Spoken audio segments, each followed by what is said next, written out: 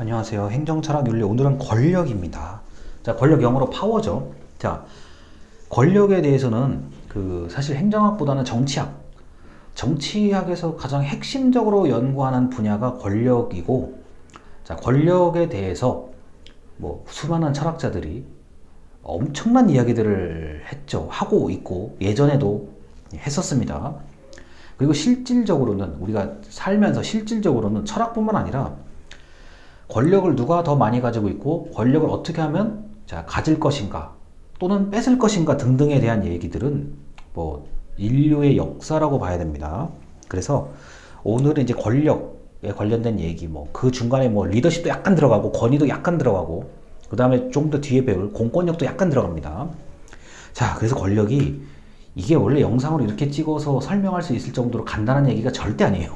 그리고 철학자마다 같은 권력을 보고도 철학자마다 생각이 다 달라요. 다 달라서 우리가 이런 권력에 대해서 보통 이제 어떤 철학자는 이렇게 얘기합니다. 가족 유사성이라고 얘기해요. 가족 유사성. 우리가 여러분 자신의 이제 모습을 생각해 보세요. 나는 엄마 닮은 것 같은데 아빠 닮은 것 같기도 하고, 또는 나는 할아버지를 좀 닮은 것 같기도 하고 할머니를 닮은 것 같기도 하고. 그러니까 같은 권력이라는 현상을 두고 권력은 이렇게 볼 수도 있고, 이렇게 볼 수도 있고, 뭐 이렇게 볼 수도 있고, 이렇게 이런 거예요. 그래서 어떤 철학자는 가족 유사성이라고 권력을 표현하기도 합니다. 자, 그래서 대략적인 권력에 대한 얘기를 말씀을 드릴게요. 131쪽입니다. 131쪽이요. 자, 위에서 세 번째 줄이요. 권력은 행정의 본질을 이루는 핵심 개념이다. 자, 행정 더하기 정치의 본질이죠. 그리고 여러분들이 관료제를 지난주에 열심히 수업을 들으셨을 텐데, 관료제, 일반적으로 피라미드 조직의 가장 꼭지점 위에 있는 거는, 자, 그러한 사람은 일단 권한을 가지고 있기도 하고요. 권력을 가지고 있기도 합니다. 그리고 관료제에서 이런 게 나중에 분명히 겪으실 거예요. 반드시 꼭지점에 정점에 있는 사람이 권력을 다 가지고 있는 건 아니에요. 중간 관리자가 가지고 있을 수도 있고, 또는 드러나진 않지만 실세라 그러죠. 우리가 실제 권력을 가지고 있는 사람이 관료제에도 숨어 있을 수도 있어요. 그래서 행정과 정치의 본질이라고 볼 수가 있습니다. 자, 131쪽의 위에 다섯 번째 줄이요. 첫째, 권력이 가지고 있는 부정적 이미지 때문에 행정학에서 의외로 잘 다루지 않는다, 이렇게 보기도 하고요. 자, 131쪽 두 번째 문단. 둘째, 권력은 눈에 보이기도 하지만 권력이 가시성이 낮다. 자, 권력은 드러나지 않게 일어나는 경우도 있다라는 겁니다. 예, 이건 맞습니다. 이게 권력이 눈에 드러나게 된다고 하는 거는 대표적인 게 어떤 사람이 어떤 사람을 죽이는 거예요. 옛날에 그런 일 많았잖아요. 하다못해 어떻게 됩니까? 한 명이 한 명을 죽이는 게 아니라 한 국가가 다른 국가를 침범하고 전쟁을 일으키잖아요. 일종의 그것도 권력을 표현하는 거예요. 자, 그런데 그게 아니라 아주 넌지시 애둘러서 권력을 표현하기도 하죠. 자, 그리고 132쪽입니다. 132쪽의 맨 위에 줄이요. 자, 셋째, 앞에서 방금 말한 두 가지 이유와 관련이 되기도 하지만 행정학은 권력보다는 합리성에 큰 의미가 있다, 큰 관심이 있다라고 하는데, 자, 여기서 말하는 합리성은 아마 지난주에 말했던 그 행태, 눈에 보이는 것을 연구해야 된다, 뭐 이런 의미예요. 자, 근데 권력은 눈에 보이지 않는 현상도 많기 때문에 뭐 반드시 합리성을 가지고 얘기할 수가 없죠. 자, 그런데 제가 지금까지 요만큼 더 이 영상을 보시는 분은 요만큼 더 제가 사회생활을 해봤는데, 권력이 은근히 많이 작동해요. 자, 제일 우리가 현실적으로 권력이 많이 작동하는 거는 바로 내 옆에 있는 가족이에요. 우리가 이제 상담심리 가족 분야를 연구하시는 분들도 이 가족을 권력 관계로 표현하기도 해요. 자, 여러분이 사는 집에 누가 가장, 흔히 말해서 말빨이 누가 있냐는 거예요. 자, 권력 관계예요.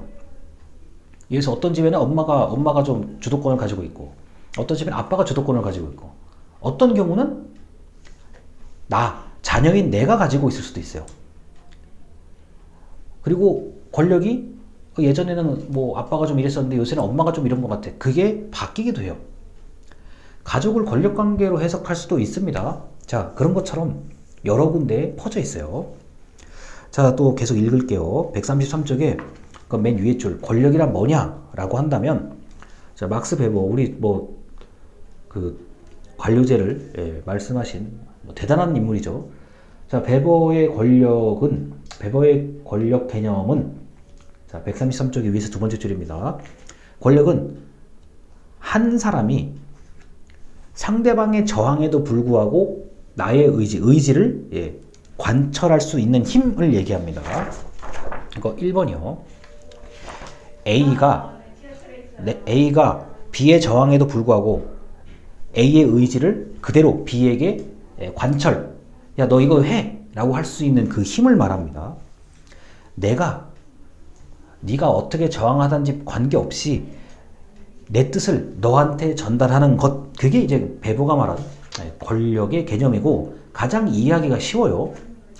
자, 그리고 133쪽에 이제 첫째라고 되어 있는 부분이 있습니다. 자, 첫째, 권력은 행위자 사이에 발생하는 관계적 현상이다라고 합니다.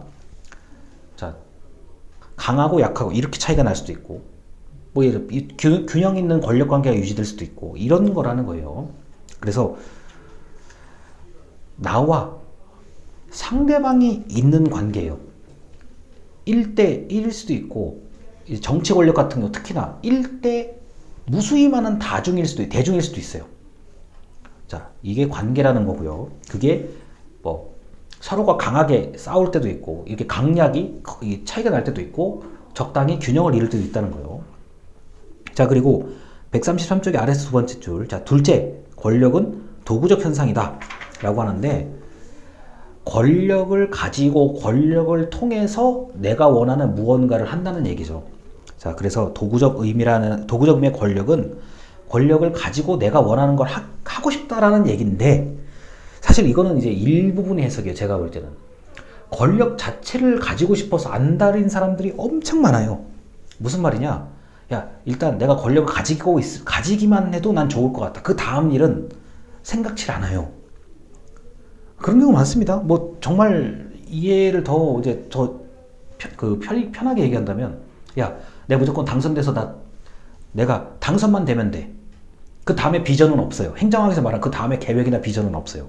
야, 일단 당선만 되면 돼. 많습니다.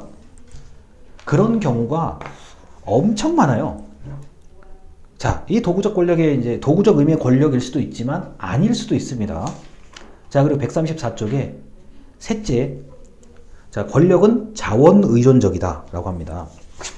자, 요거 네 번째인데, 권력의 원천이에요. 자원이 여러 가지가 있을 수 있어요. 돈. 야, 난 돈이 많아. 그게 권력의 원천이 될 수도 있어요. 특히 어디요? 기업이요.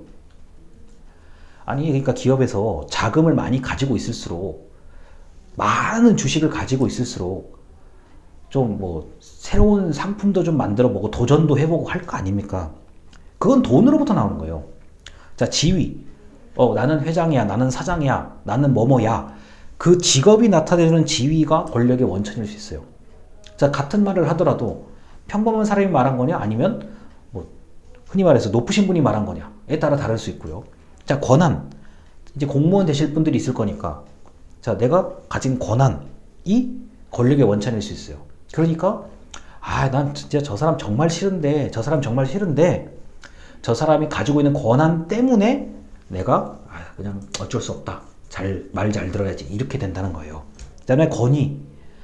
뭐, 이래서 이게 이제 특히 이제 학술적인, 교육적인 의미에서, 저 사람은 그 분야의 최고 전문가야. 그러니까 저 사람이 말하는 거를 따라야 될 거야. 무조건 들어야 돼. 그게 권력의 원천이 여러 가지가 있어요. 또는 권력의 원천이 이런 것도 있을 수 있습니다. 내 편이 많아. 야, 나는 내 편이 없어. 하고, 내 편이 10,000명이야. 이거하고는 차이가 커요. 사람이 권력의 원천일 수도 있어요.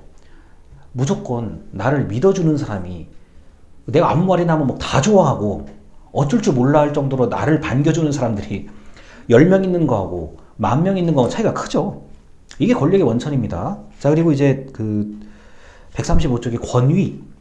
이제 권위를 조금 더 얘기를 해드릴 건데, 이제 베버의 얘기가 대표적이죠. 그러니까 첫째, 135쪽의 첫째, 합법적 권위.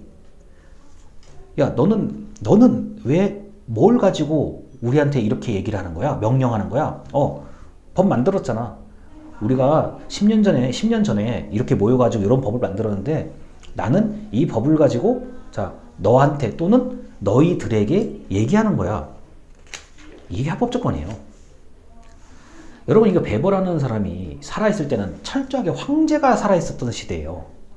자, 근데 이제 훌륭한 황제도 있겠지만 그렇지 않은 황제들도 있거든요. 법이 필요 없고 그냥 왕이 그냥 기분에 내켜가지고, 야, 너 오늘 뭐 하고, 너 오늘 뭐 해? 야, 너 왜 그렇게, 야, 나가. 야, 너 없어졌으면 좋겠어. 예를 들어 그랬을 거 아니에요.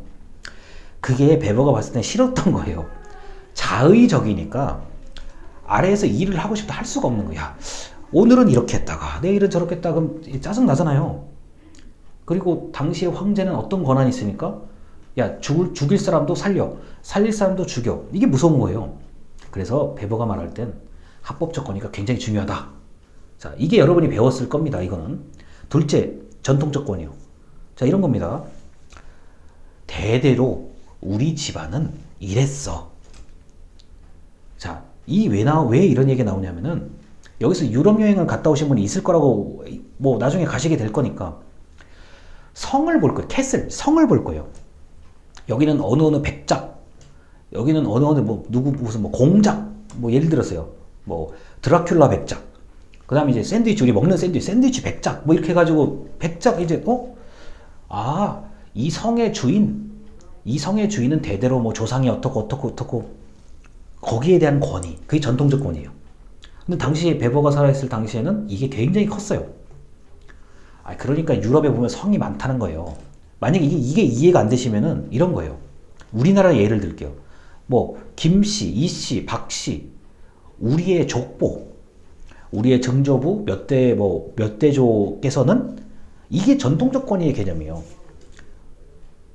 이 전통적 권위, 흔히 말해서 뼈대 있는 집안이라고 얘기를 하죠. 우리 지금 현재 한국 사회에서는. 야, 우리가 뼈대 있는 집안이야. 그런 거에 거기에 기반을 둔 권위가 바로 전통적 권위예요.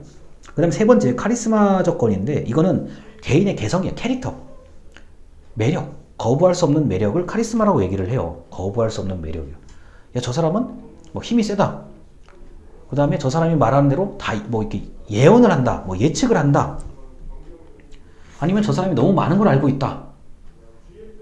이런 것들이 바로 카리스마적 권위인데, 베버가 이제 꿈꿨던 거는 합법적 권위가 이제 그 꿈을 꿨던 거고, 뭐 이게 참 정당하다라고 얘기를 한 건데, 정당성의 근거가, 자, 법이나 규칙에 따라 나타나야 된다라고 얘기를 한 건데, 전통이나 카리스마를 결코 무시했던 건 아닙니다. 왜냐, 이분이 살아서 있을 때가 엄연히 성도 있고 귀족이라는 층도 있고 뭐도 있고 하니까, 그래? 전통적 권위. 야, 그런데 쟤네는 뼈대 있는 집안인데 왜 저 사람은 저 모양일까? 그렇게 생각 안 하겠어요? 야, 집안은 너무 좋아. 근데 저 한 사람만 봤을 때는 좀 이상해. 또는 반대로, 별거 없는데, 저 사람은, 야, 저 사람 이 협상이 좀 괜찮아. 저 사람은 뭐 칼이나 창, 활을 잘 다루는 것 같아. 거기에 대한 그 권위가 나오는 거고, 이제 합법적 권위는 방금 얘기 드렸고요. 자, 이런 식으로 권력의 개념과 권위가 이렇게 개념화, 대략 이런 것이다. 아까 얘기 드렸던 가족 유사성 개념이 있다라고 저는 말씀을 드리고 일단 영상 마치겠습니다. 감사합니다.